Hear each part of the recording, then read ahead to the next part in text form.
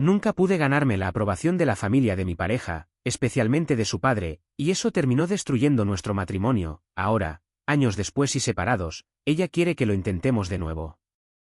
Hace 7 años creía que mi vida sentimental ya estaba resuelta, o al menos encaminada. Tenía pareja desde hacía casi 5 años y, honestamente, nunca había estado tan cómodo con nadie. Nos conocimos en una ciudad universitaria del medio oeste de Estados Unidos, pero ninguno de los dos era local.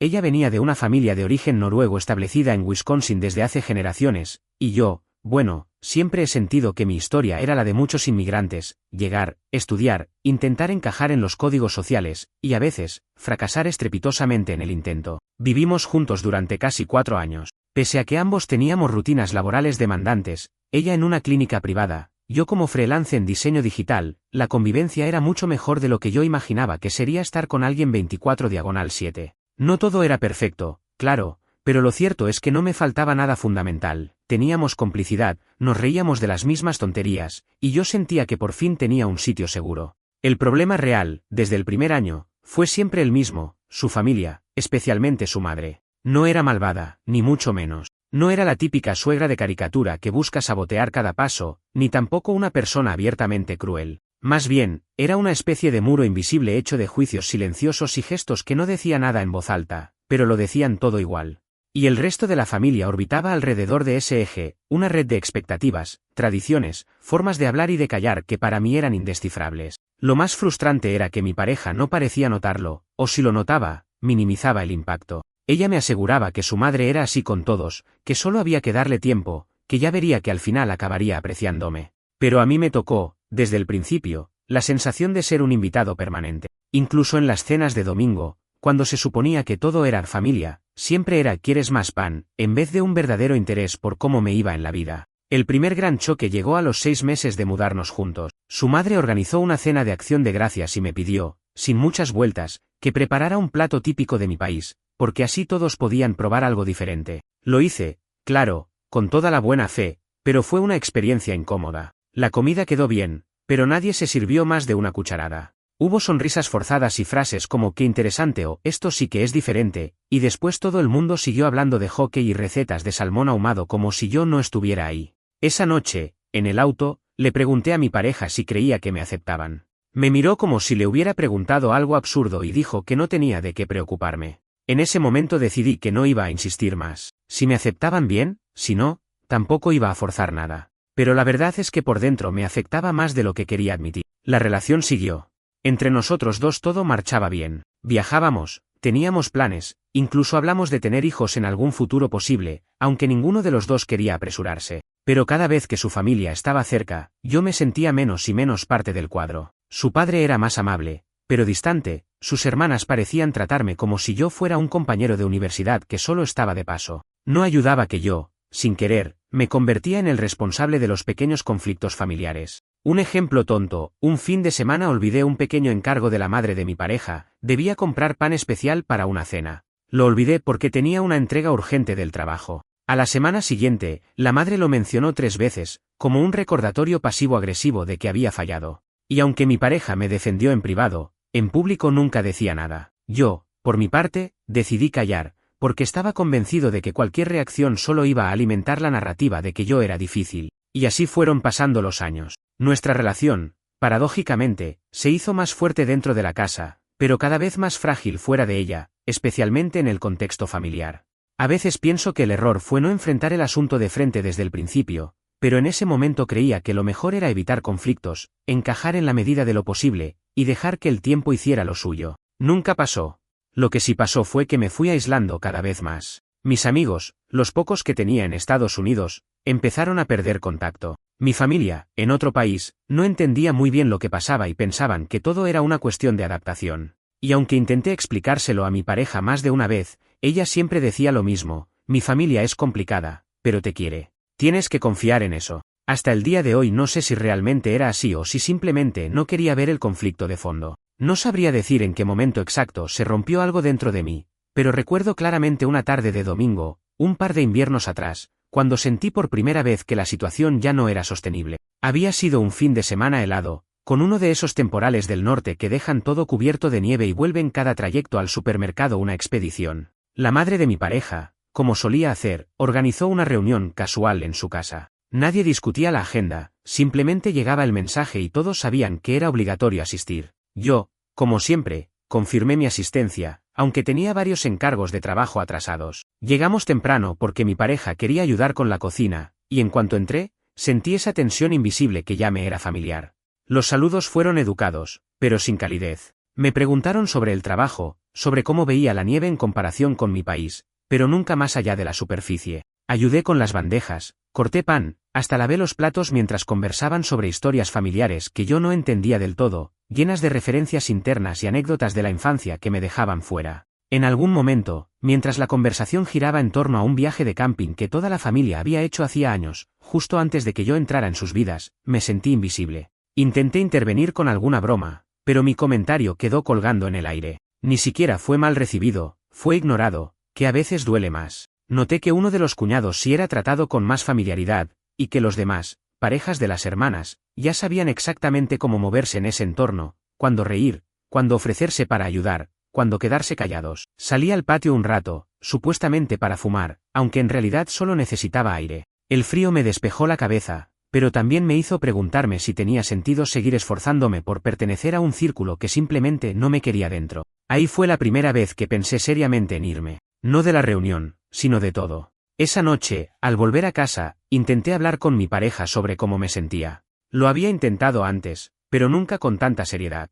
Le dije, sin rodeos, que sentía que nunca sería parte de su familia, que todos mis esfuerzos parecían inútiles, y que me estaba cansando de poner buena cara mientras me relegaban a un papel decorativo en cada evento. Ella se quedó callada un buen rato y después, en vez de discutir, simplemente se acostó en la cama, de espaldas. La conversación quedó flotando en el aire como tantas otras cosas que nunca se resuelven. A partir de ahí, fue como si se hubiera abierto una grieta. Seguíamos funcionando bien como pareja puertas adentro, pero todo lo demás empezó a agrietarse. Cada encuentro con su familia era un recordatorio de mi fracaso. Empecé a evitar eventos, a buscar excusas para no asistir, y eso empezó a volverse otro problema. Cuando faltaba, su madre lo hacía notar con comentarios envenenados sobre la falta de compromiso y cómo algunas personas no valoran las tradiciones familiares. Yo aguantaba, porque sabía que contestar solo alimentaría el conflicto, pero por dentro sentía que cada frase era un pequeño golpe en mi paciencia. La relación también empezó a resentirse. Mi pareja, cada vez más presionada por las expectativas familiares, se volvía menos paciente conmigo. Me echaba en cara mi supuesta falta de interés por integrarme, y yo le recordaba que no era cuestión de interés, sino de sentirme bienvenido,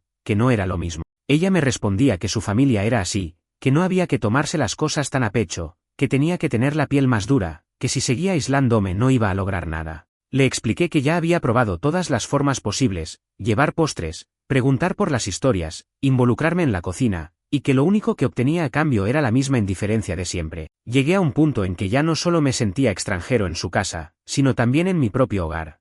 La rutina diaria, despertar, trabajar, compartir alguna comida, dormir, seguía en piloto automático, pero cada vez hablábamos menos. Mis amigos, que ya eran pocos, empezaron a notar el cambio y me preguntaban si todo iba bien. Yo les decía que sí, que era solo una mala racha, pero en el fondo sabía que la verdad era mucho más profunda y difícil de explicar. El colmo fue una discusión a mitad de la noche. Todo empezó porque, después de una reunión familiar particularmente fría, yo había decidido quedarme viendo una película solo en el sofá. Ella bajó y me preguntó si pensaba seguir con esa actitud toda la vida. Le contesté que no podía seguir forzando algo que no existía, que no se trataba de ser terco, sino de que no tenía sentido invertir más energía en agradar a personas que nunca me iban a aceptar.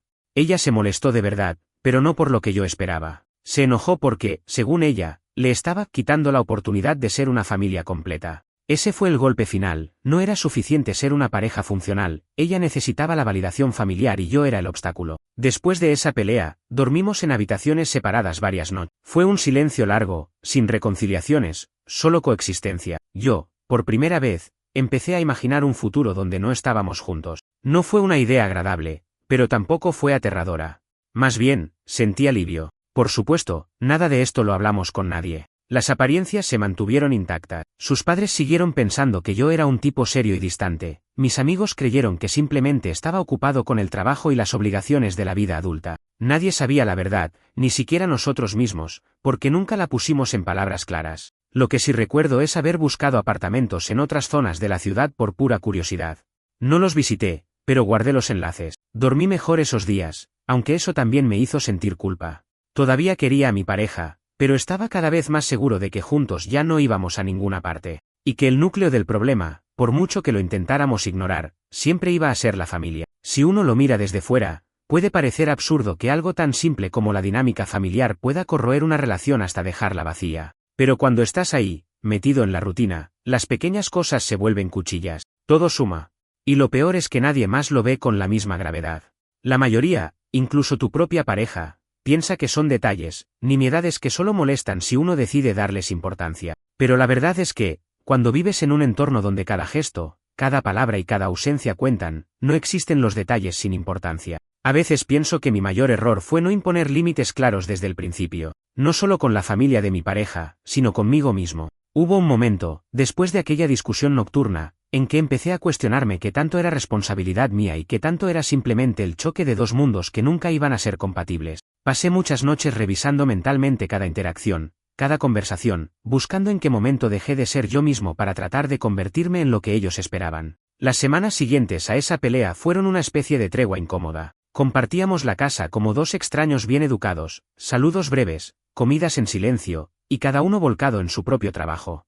No hubo grandes discusiones, pero tampoco ningún gesto de reconciliación real. La tensión se sentía en el aire, pesada y densa. Era como si ambos estuviéramos esperando que el otro hiciera el primer movimiento para arreglarlo todo, pero ninguno tenía ya ganas de cargar con ese peso. Un viernes, a finales de febrero, su madre la llamó temprano para pedirle que fueran todos a la cabaña familiar ese fin de semana. No hubo invitación explícita para mí, pero tampoco una negativa directa. Mi pareja me preguntó si quería ir. Yo, por inercia, acepté, pensando que tal vez un cambio de escenario ayudaría. El viaje fue largo, 3 horas por carreteras nevadas, y durante todo el trayecto apenas intercambiamos palabras. La cabaña era uno de esos lugares sagrados para su familia, donde todo parecía tener un significado especial. Las fotos de generaciones anteriores llenaban las paredes, las mantas tejidas a mano colgaban en cada rincón. Apenas llegamos, la madre de mi pareja me saludó con la cordialidad habitual, ni un gramo más. Los demás estaban ocupados organizando la cena.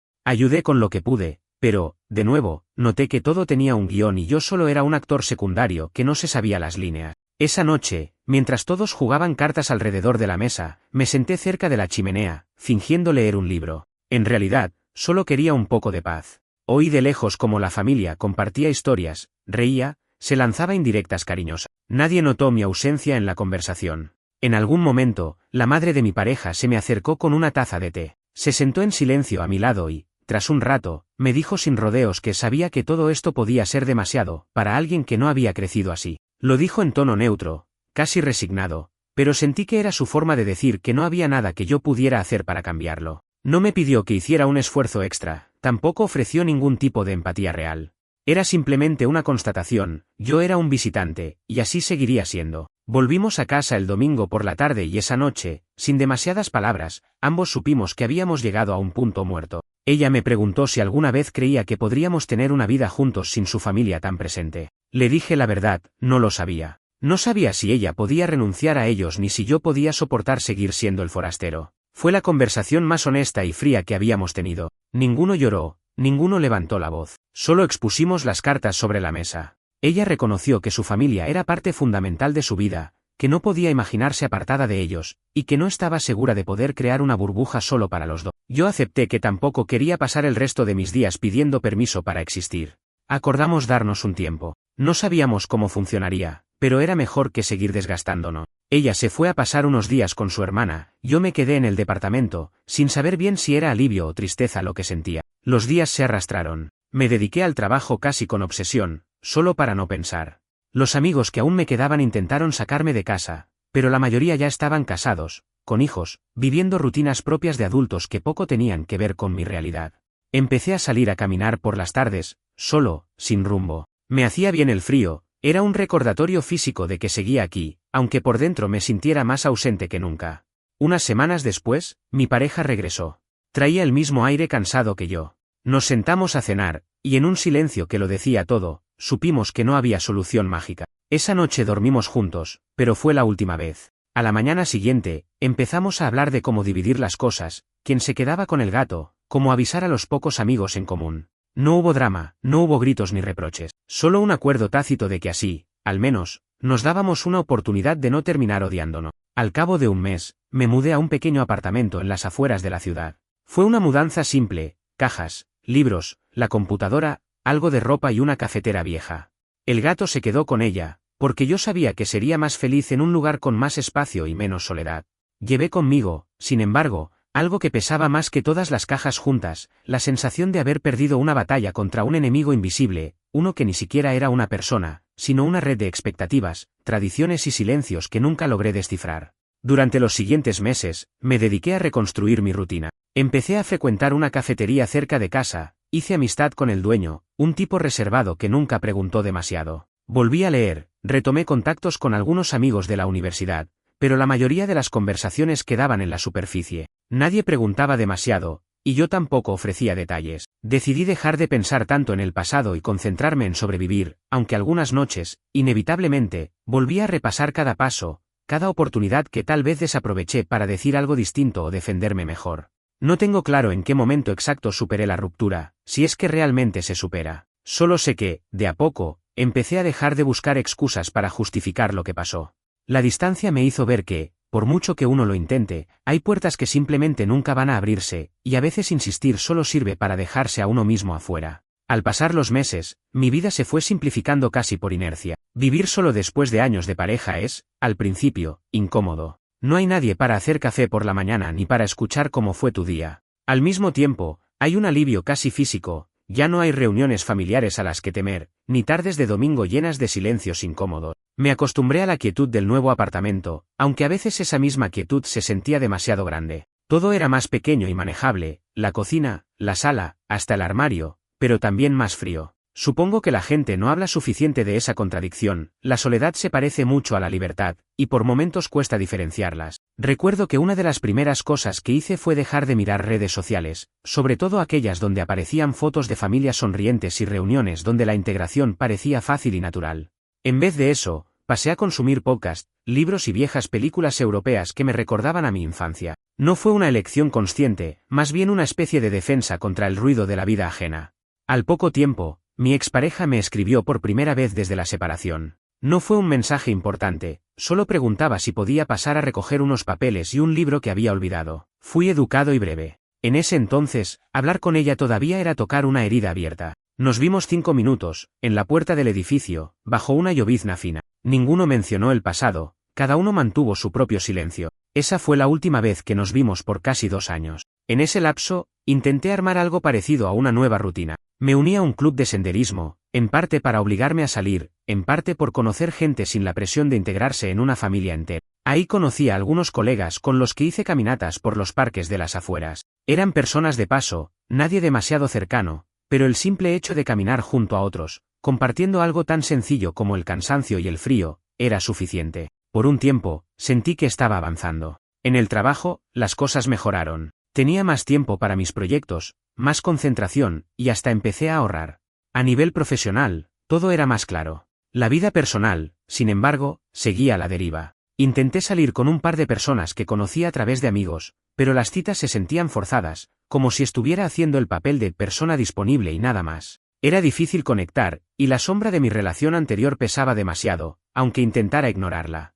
En ninguna de esas citas mencioné la verdadera razón de mi divorcio. Preferí resumirlo en frases vacías: éramos incompatibles, fue una separación amistosa. Era más sencillo que explicar años de tensiones familiares, miradas de desaprobación y el desgaste lento de la pertenencia negada. A veces me preguntaba si en algún momento podría mirar atrás sin sentir el peso de esa historia. No era solo la ruptura, era el recuerdo de haber dado tanto para tan poco, de haber construido un lugar en el que siempre fui huésped. De vez en cuando, volvía a leer viejos mensajes, fotos que quedaban en la nube, registros de un tiempo que no se puede reescribir. Cada tanto, alguna amiga de la universidad me preguntaba si ya había rehecho mi vida. Yo me limitaba a responder con evasivas, pero la verdad era que no había mucha vida que rehacer. Solo intentaba que las horas pasaran sin mayores sobresaltos. El contacto con mi familia, la de mi país, se mantuvo más o menos igual. Llamadas cada 2 semanas, mensajes con noticias que me llegaban desfasadas, preguntas indirectas sobre si ya encontré a alguien más. Les respondía que todo estaba bien, aunque nunca conté los detalles reales. Era complicado explicarles que, en Estados Unidos, la familia de tu pareja puede ser el núcleo y también la herida, y que a veces ni todo el amor del mundo puede compensar el estar siempre fuera del círculo. Mi madre, con su sabiduría práctica, me decía que hay familias que se cierran sobre sí mismas, y que pelear contra eso es como nadar en contra de la corriente. No sé si tenía razón, pero era un alivio pensar que no todo dependía de mis fallas. El tiempo hizo lo suyo. La nostalgia se volvió menos aguda.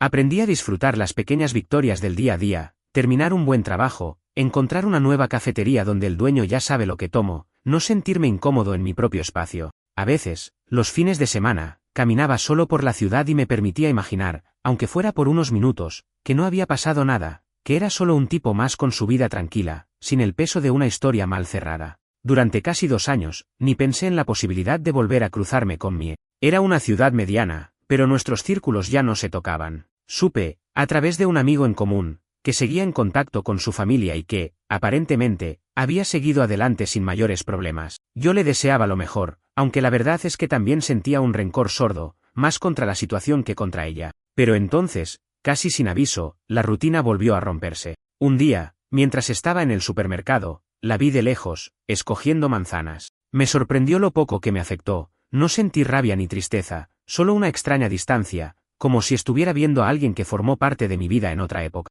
Pensé en saludar, pero ella no me vio, así que seguí con mis compras. Esa noche, sin embargo, llegó un mensaje suyo: creo que te vi hoy, ¿podemos hablar algún día? Dudé, pero respondí que sí. No sabía exactamente qué quería, pero estaba seguro de que, al menos, por primera vez en mucho tiempo, podía sentarme frente a ella y hablar sin sentirme a prueba. No era el mismo de antes, ni ella tampoco.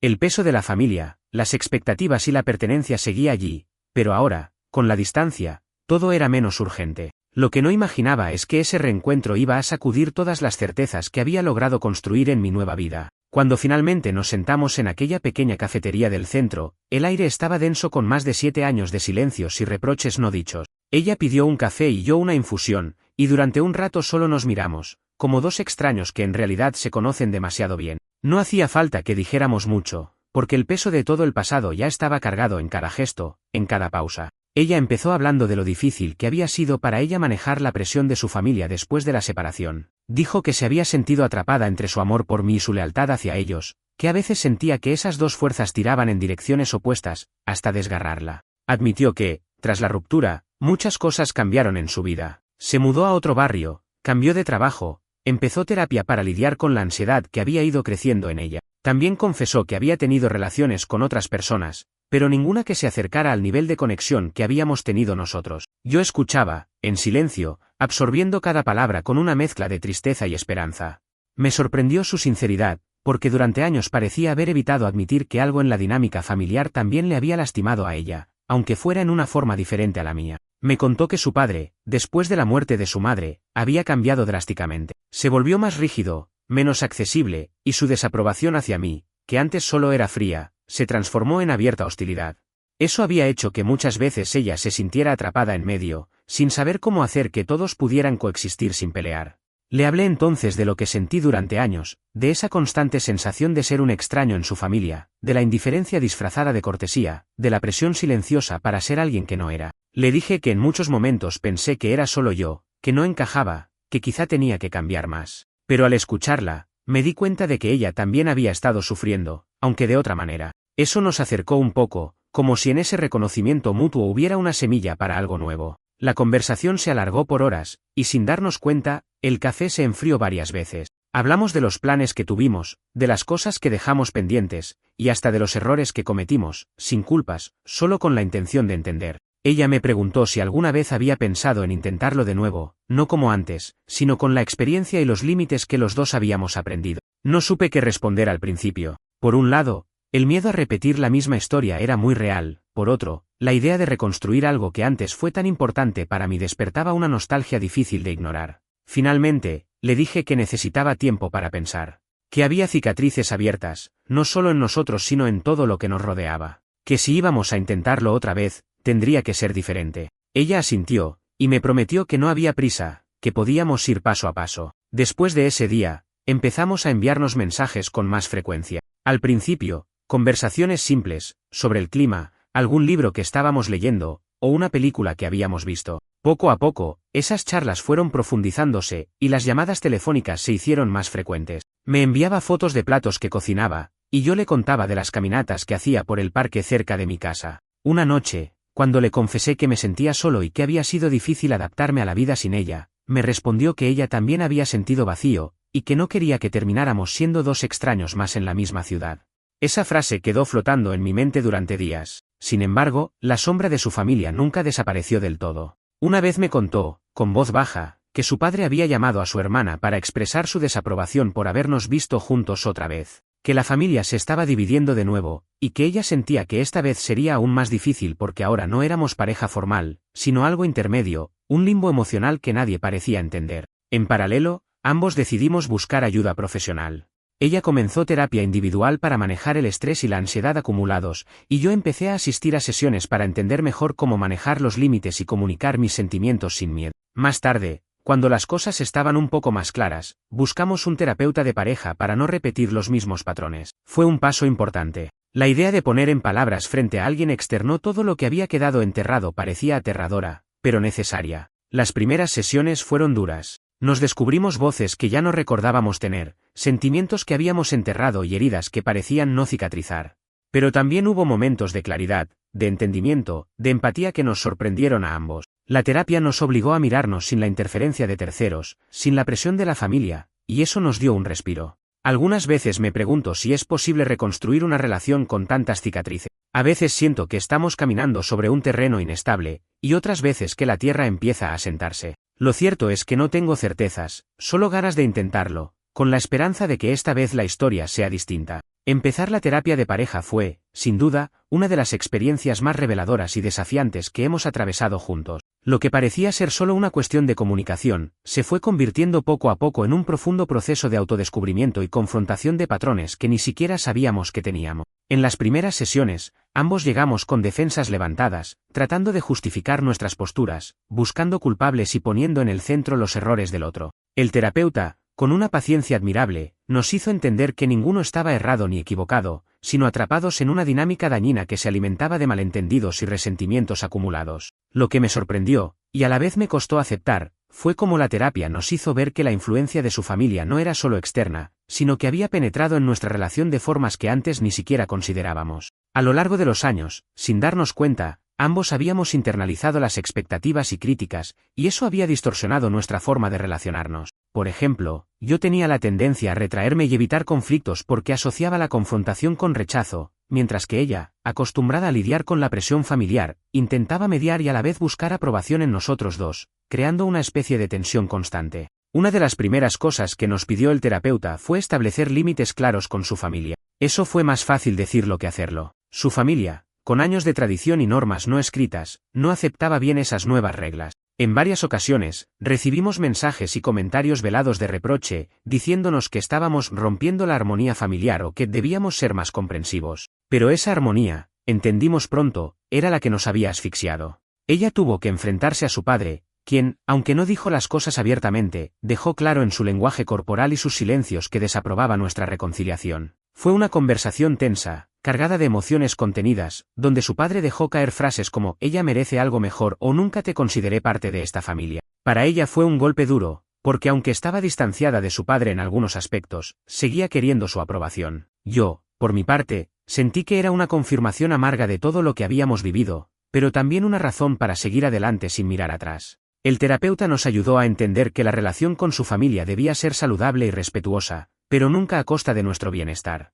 Nos enseñó a identificar cuando estábamos poniendo las necesidades externas por encima de las nuestras, y a valorar nuestra propia relación como un espacio seguro. Aprender a decir no sin culpa fue un proceso liberador. Además, durante las sesiones, trabajamos mucho en la intimidad. Algo que había sido un tema tabú durante años. La distancia emocional que la presión familiar había generado se reflejaba también en la vida sexual, que había desaparecido mucho antes de la separación. Ambos admitimos que, en ese aspecto, habíamos fallado al no comunicar nuestras necesidades y frustraciones, dejando que el silencio y la rutina hicieran su daño. Fue difícil, pero con el tiempo, logramos recuperar esa parte de nuestra relación. No como antes, ni como en las películas románticas, sino con honestidad y respeto. Descubrimos que la intimidad podía ser un espacio de conexión profunda, y que al hablar abiertamente de lo que queríamos y no queríamos, el miedo y la inseguridad empezaron a disiparse. Por supuesto, el camino no fue lineal. Hubo recaídas, días de dudas y discusiones que nos hicieron pensar que todo era un error. Pero también hubo avances, momentos de risa genuina, complicidad renovada, y pequeños gestos que nos recordaban por qué habíamos estado juntos en primer lugar. Una de las cosas que más me impactó fue cómo ella, a través de la terapia individual, comenzó a sanar su propia relación con su padre y con la pérdida de su madre. Me contó que muchas veces se había sentido culpable por separarse y que, al mismo tiempo, había estado atrapada en una búsqueda constante de aprobación que la había dejado agotada. Su proceso personal influyó positivamente en nosotros, porque se volvió más consciente de sus límites y aprendió a priorizar lo que realmente importaba, nuestra relación. Mientras tanto, yo trabajaba en mi propia autoestima y en dejar atrás la sensación de ser un intruso en su familia. Entendí que la aceptación externa no podía ser la base para sentirme digno o amado. Empecé a valorarme más, y eso, paradójicamente, hizo que ella también me viera diferente. Con el tiempo, decidimos tomar la relación con calma. Vivimos separados, respetando ese espacio necesario para no caer en la dependencia emocional, pero nos veíamos regularmente, compartiendo cenas, caminatas y pequeñas escapadas los fines de semana. Nos estábamos dando una segunda oportunidad, no como si fuera la primera vez, sino con la madurez que solo el tiempo y la distancia pueden dar.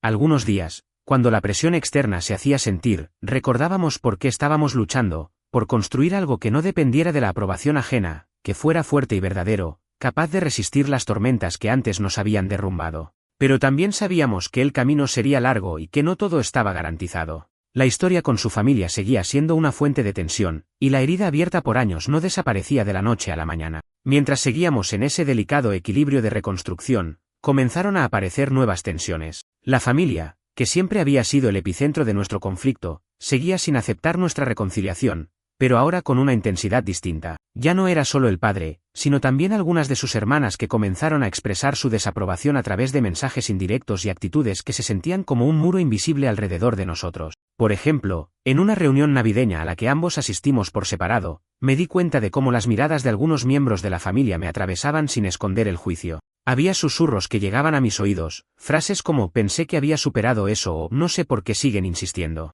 Esas palabras, aunque dichas en voz baja, se sentían como dagas. Intenté no reaccionar, pero no fue fácil. La historia que parecía cerrada se volvía a abrir cada vez que la familia se reunía, y sentía que la aceptación que tanto había buscado siempre estaba fuera de alcance. Mi pareja, por su parte, estaba atrapada entre su deseo de mantenernos juntos y la necesidad de no romper completamente con sus seres más cercanos. Esa dualidad la hacía vulnerable, y a veces parecía que llevaba sobre sus hombros una carga imposible. En las sesiones de terapia, hablábamos mucho de esa tensión externa. El terapeuta nos aconsejaba fortalecer nuestra comunicación interna para que la presión externa no destruyera lo que habíamos logrado construir. Aprendimos a ser un frente unido, a apoyarnos cuando la familia intentaba desestabilizarnos, aceptar que no podíamos cambiar la opinión de todos, pero sí decidir cómo responder a ella. Una anécdota que me marcó fue una llamada que recibí de uno de sus hermanos, con quien tenía una relación neutral pero cordial.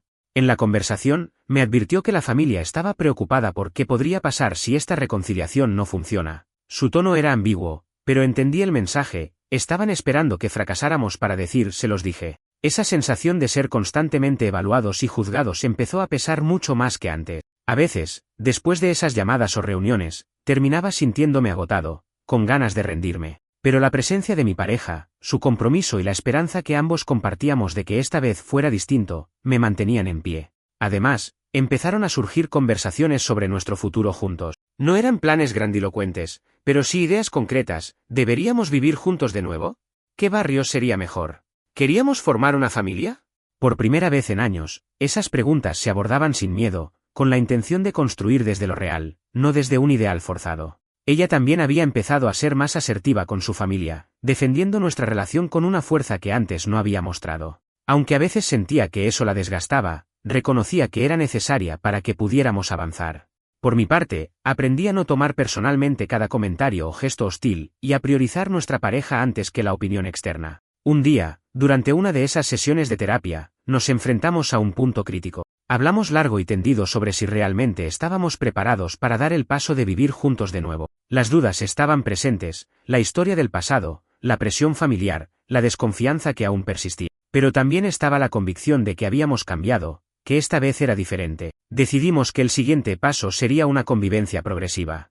Empezar a pasar más noches juntos en el mismo lugar, sin prisa, sin expectativas rígidas. Aprender a convivir de nuevo, pero con los aprendizajes del pasado. Fue un acuerdo que nos dio cierta calma y una dirección clara. Mientras tanto, mi relación con su familia seguía siendo complicada. Algunos se mantenían distantes, otros intentaban acercarse pero con reservas evidentes. La madre ya no estaba, y su ausencia se sentía más que nunca. Creo que esa pérdida había dejado una grieta que nadie supo cómo llenar, y que nos afectó a todos de maneras distintas. A pesar de todo, en los momentos en que estábamos solos, lejos del ruido externo, la conexión entre nosotros se sentía genuina y sólida. Habíamos aprendido a escucharnos, a respetar nuestros tiempos y espacios, y a construir una intimidad que no dependía de aprobación ajena. Pero la pregunta que nos rondaba era inevitable: ¿podríamos mantener esta relación a largo plazo sin que la sombra de la familia la destruyera otra vez? Esa incertidumbre seguía ahí, siempre latente, y aunque no queríamos admitirlo, era un factor que marcaba cada decisión que tomábamos. Los meses que siguieron a nuestra decisión de empezar a convivir poco a poco fueron una mezcla constante de aprendizaje y adaptación. Por primera vez en mucho tiempo, compartíamos un espacio sin las cargas del pasado inmediatas, aunque sabíamos que la historia estaba ahí, flotando en cada rincón, lista para reaparecer cuando menos lo esperáramos. Era como si estuviéramos caminando en una cuerda floja, el equilibrio era delicado y cualquier movimiento en falso podía hacernos caer. La convivencia nos permitió descubrir muchas cosas sobre nosotros que no habíamos visto antes. Por ejemplo, cuánto nos habíamos acostumbrado a vivir separados y cómo eso había influido en nuestra comunicación. Ahora que estábamos juntos casi todo el tiempo, las pequeñas diferencias se volvieron evidentes: maneras distintas de manejar el estrés, hábitos de limpieza, formas de organizar el día a día. Algunas discusiones parecían insignificantes, pero en el fondo eran la manifestación de miedos más profundos. Un punto clave fue aprender a negociar esos momentos sin que la frustración se acumulara. El terapeuta nos ayudó a crear protocolos para hablar sobre los temas difíciles, establecer tiempos para escuchar sin interrumpir, y sobre todo, practicar la empatía radical, entender al otro incluso cuando no estuviéramos de acuerdo. Esa herramienta fue fundamental para evitar que viejos patrones de defensa se activaran. Al mismo tiempo, la presión familiar no desapareció.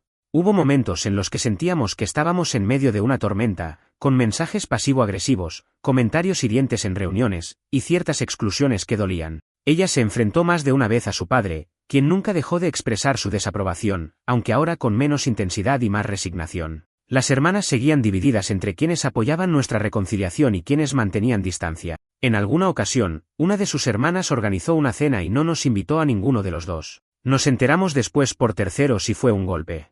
Pero en lugar de reaccionar con resentimiento, decidimos enfocarnos en construir nuestra propia red de apoyo, personas y amigos que eligieran estar con nosotros sin condiciones ni juicios. Eso nos fortaleció.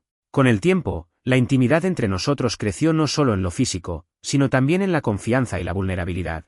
Habíamos pasado por demasiadas dificultades como para fingir que todo era perfecto. Ahora compartíamos no solo momentos felices, sino también dudas, miedos y deseos, sin miedo a ser juzgados. Eso nos acercó como nunca antes. Uno de los desafíos más grandes fue aprender a perdonar y dejar ir el pasado. No solo perdonar lo que habíamos vivido y sufrido, sino también las heridas que nos habíamos infligido mutuamente. Hubo sesiones donde lloramos juntos, donde confesamos culpas y errores que habían quedado escondidos. Fue un proceso lento, doloroso, pero necesario. En lo profesional, ambos encontramos estabilidad, lo que ayudó a reducir el estrés externo. La vida cotidiana dejó de ser una batalla constante para convertirse en una colaboración. Hicimos planes a mediano plazo, como viajar a países que siempre quisimos conocer y pensar en proyectos que nos emocionaran como pareja. Sin embargo, la pregunta de si podríamos vivir plenamente libres de la sombra familiar seguía presente. Había días en los que la tristeza o la frustración aparecían sin aviso, recordándonos que no todo estaba resuelto. Pero también sabíamos que esa sombra no tenía que definirnos. Con el tiempo, empezamos a contar a un círculo más amplio de amigos y conocidos que habíamos vuelto a estar juntos. La respuesta fue, en su mayoría, de apoyo genuino, y eso nos ayudó a sentir que no estábamos solos en esta nueva etapa. Algunos se sorprendieron, otros fueron escépticos, pero todos reconocieron que nuestra historia era compleja y única.